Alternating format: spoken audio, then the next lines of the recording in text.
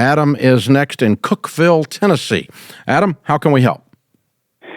Hey, Dave. How are you? Better than I deserve, man. What's up? Oh, not too much. I am a owner-operator of a small lawn care company. In 2022, we did a little over $100,000 in revenue, basically just me and my wife and one employee. This year, we're on track to do a little over $250,000. And basically, to give you a quick background, 11 years ago, I was in a really bad addiction, heroin addiction. And so when you say you're better than you deserve, I truly understand what that means, and basically gave my life to God. And since then, work in a ministry full-time, and then started the lawn care as part-time because of my work in ministry. I don't get paid for, and it helps others that are in addiction. So very thankful today. $250,000 part-time gig. You're amazing. You're working your tail off part-time. Yes, sir. Yeah. And anybody can beat heroin's a rock star, man. That's hero stuff. And 11 years dry, you're amazing. Congratulations. I'm proud of you. Thank you very much. That means a lot coming from you. I really respect you. Well, I'll go ahead and get into my question.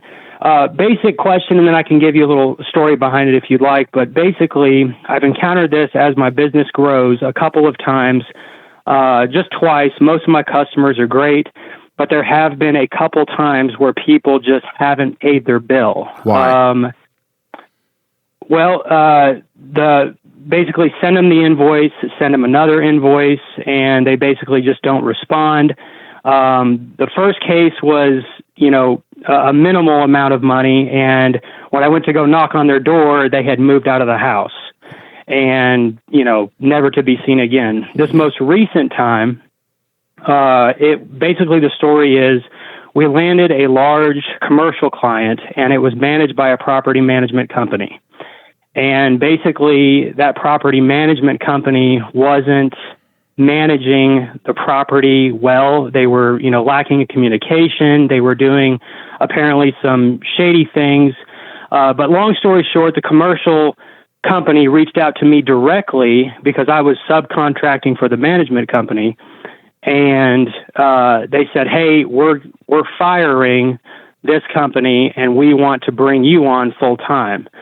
And basically, that company found out that I continued to work for this commercial site, and basically, just told me over the phone, like, yeah, we're not paying you, and it was a substantial amount. So basically, moving forward, what is a substantial amount? It was a little over $10,000. Okay. Did you hire an attorney? No, I did not. And a quick update, they did end up paying. But my question was... How did they end up paying? Well, they owed another contractor about $20,000. Mm-hmm. And he had a pretty big company, and he had a legal team, ended up sending them letters and filing... I guess he was going to file a lien on this property, this commercial property. Mm-hmm. And I guess once that company found out, then they were like, okay, well, we don't want to mess around with that. So they ended up paying all the contractors, basically. Okay. So it turned out okay. Right. But my question was, how do I handle this? Did I do anything wrong on my end? And if someone does not pay, what is the proper procedure to basically get paid? Yeah. Okay. Well, number one thing, when we have a collections problem here, we immediately assume that we should not have sold that client or we sold them wrong. Okay? So selling them wrong means I don't set the expectations at the front end of the relationship. And so it sounds like this. When you take on a new client, regardless of who it is, if I'm in your shoes, it sounds like this. Hey, I run a little lawn care business. We're not a big business. We're not a bank. We don't have the money for you to not pay us promptly.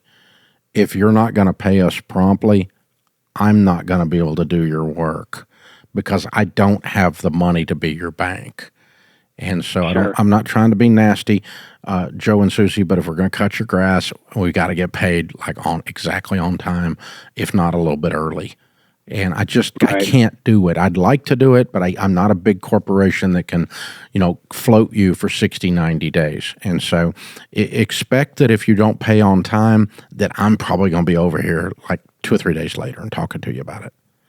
Right. Because not because I'm a big meanie or I'm scary, but because I'm a little guy and I can't absorb the blow of you not paying.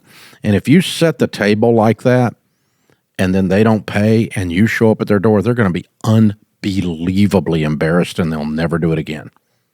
Right. So that's setting the relationship up on the front end. Okay. Where we don't have any surprises later on. In other words, I'm not the guy that you don't pay. You can not pay somebody else if you want, but I'm the guy who we're going to have a discussion very quickly and very promptly. You're letting them know in a kind way that that's going to do. Then on the occasion that you have someone, and you've been fairly lucky, actually. You've only had 2 clients in all this time. But it caused you a lot of emotional distress because you personally felt betrayed. Yes. But in neither case was this personal. Okay? Right. Property management guy's a crook. Right. And the other guy's broke and dodging all his creditors and left town. Right. It had nothing to do with Adam in Cookeville. Sure. You were just one of many people that the property management tried to screw over. The other guy was bigger and thumped him and got you paid in the process, right? Yep. And then the other guy, I'll guarantee you, the guy that left town not paying you, there's a whole bunch of other people that can get paid. That's somebody's broke. Yeah. Kind of like when you were on heroin. Yeah. Yeah. That's who that was. And so back in the day, you're not that guy anymore, but I mean, you know what I'm talking about. So yes, I know exactly what you're talking about. So I mean, so the trick is if I can ascertain that someone is broke and can't afford my services, I don't even want to start with it. Right. Okay. So if you'd have had a clue that the guy that moved off was in financial trouble, you probably just wouldn't have done it. Right. So if you can fish around and get a couple of clues, and one of the clues will be if they react with anger to the type of conversation I mentioned earlier. Because broke people sometimes get very defensive. When I was broke, I would get defensive.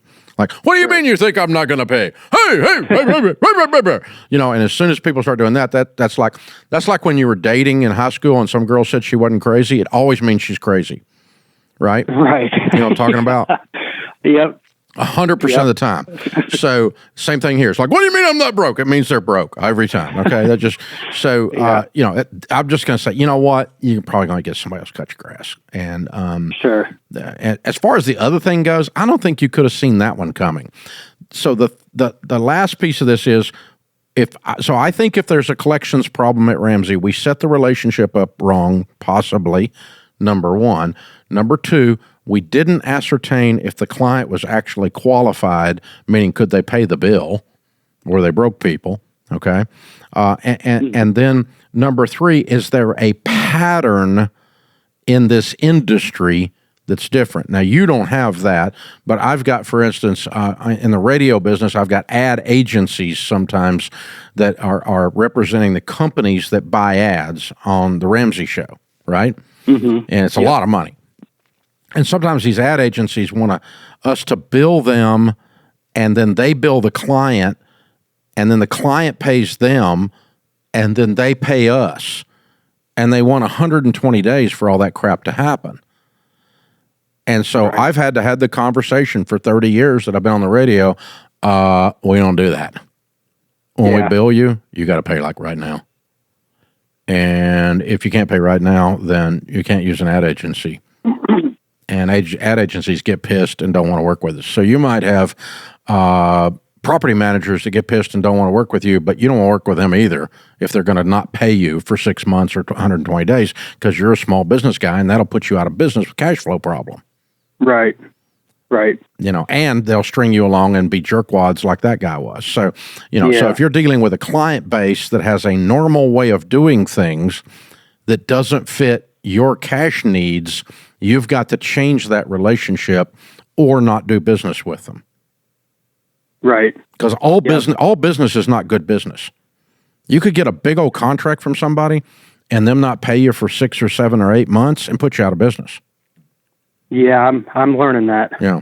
So that's bad business. You don't want that piece of business. Somebody else will have to do that because I'm not in the banking business. I'm in the lawn care business. I'm not in the banking business. I'm in the radio business. I sell ads. Yeah. And so I'm not your banker. And if you want someone to facilitate your little gyration with your client, here's an idea. All of y'all get together and prepay for 30 days. You can not have the ads run until you prepay. Oh, I did that a couple times. That shut them up, right? And so, but you can tell that me and agencies have been going around and around for about 30 years now. And some of them love working with us and some of them hate us. You know, so for that, and that's okay because the client base, the industry standard didn't fit my business model and cash needs because I don't borrow money and I'm not going to be your bank. Okay. So lastly, one other thing, and this is more for other people out there, you could do this, but sometimes the way to have a collections problem is not have any collections. And that would be, I changed a couple of people inside the building here, a couple of clients and some of the business units here, from us billing them to automatic draft on their checking account. So on the first of the month, we push a button and all the money lands in my account. Bing! No collections problem. No billing, no waiting on them to think about writing a check. Da-da-da, da-da-da, da-da-da. And so sometimes I'm running into this with small vendors like you, where they just come to the door with their phone and like a stripe on top, and you just pay them with a card right there that day. Cash on the freaking barrelhead. Now, that would be unusual, I think, in the lawn care business in Tennessee, but there's people doing that out there. And so, you know, but if you're out there and you got a different kind of a business, maybe you don't need to collect at all. Maybe you just need to push a button that it automatically hits your account. And if it bounces a check on their end, they probably weren't your client to start with. Let's just take them off the list because they're not paying their bill, or prepay or something like that.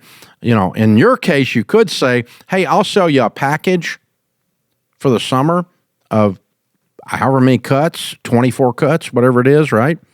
And this is the price. And if you prepay the whole thing, I'll give you a discount. Yeah.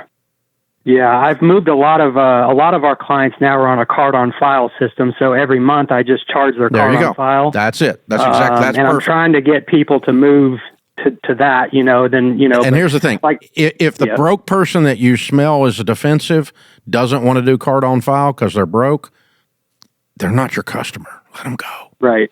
Give them your competitor's business card. Yep. Let them go do business with him and put him out of business. Sure. Oh my God. Right? And so, or for instance, a big account. You go, hey man, I do it with all my residential customers, and you guys are property management. I've had trouble with property management people. I know y'all are fine, but the way I do everything is just card on file. So you guys need to give me a card.